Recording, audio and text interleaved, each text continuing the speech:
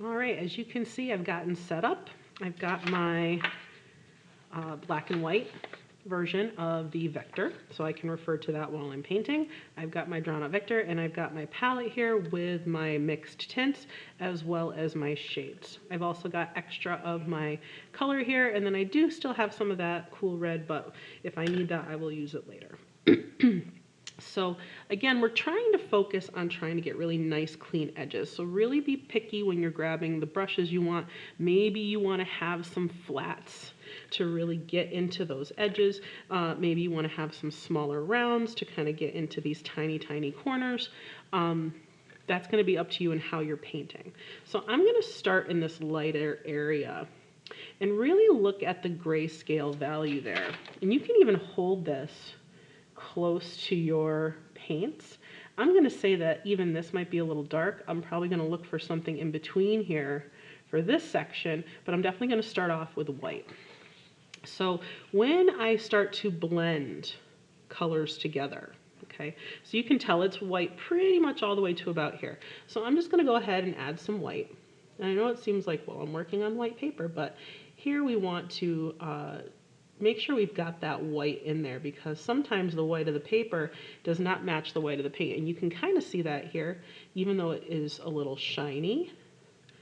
I can also tell that the white is much lighter than what it's showing here. So again, still referring to my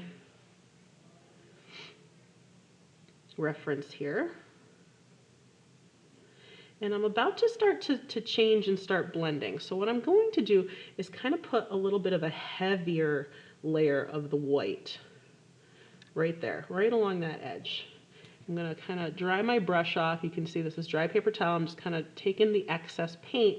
And now I'm going to go into my next value. I'm going to paint it right next to that really wet section. I'm going to kind of leave it for a second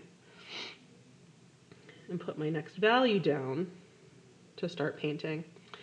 I'm going to take the excess off again, and right where they come together, we're going to do what's called feathering. Because the paint is still wet, you can kind of work the colors back and forth into each other and what we call feather them together to get that kind of smooth transition. So up here I've got my white. Here's where I've kind of blended the two together. And now I can continue. I'm going to rinse my brush off just because I got some solid white in there. I'm going to rinse my brush off, dry it off, and I'm going to work this color down to about this part of my Vektor. And that's where it starts to get even darker. And that's when I will move into my next section.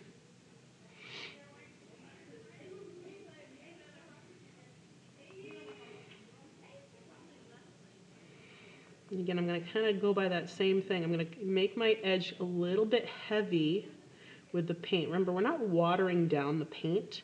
You want to make sure you've got enough of your colors on here to sort of last. This paint is meant to be used very thickly, which is how we're able to sort of blend those colors together a little bit easier. So here I am, again, taking that excess paint off my brush onto some extra paper towel, and now I'm going to go into my next color. And again, you can see I'm leaving a little bit of a gap, and so this is sort of a big jump. So I'm going to try to do a little bit of extra blending on this point to make sure that it's not too dark and there's no heavy line where the color is and they come together. I want to make sure that it's blended and not just like a line. So I'm going to get that excess off my brush again. And you can kind of see that feathering process a little bit better now that the color is a little darker. And I work it back and forth between the wet paint. The white's going to blend in with it, create a new version of that color.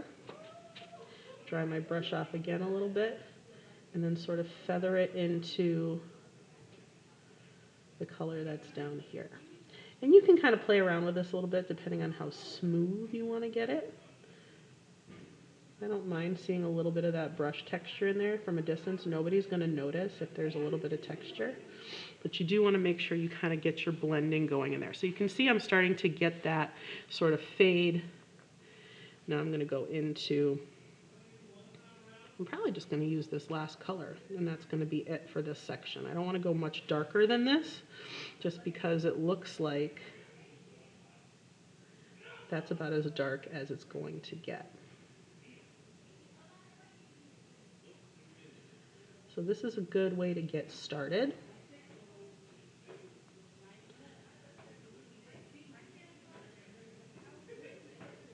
And again, to try and get those crisp edges, I try to get as much on my brush, somewhat thick, but not real heavy. You don't want it bulging off of the brush.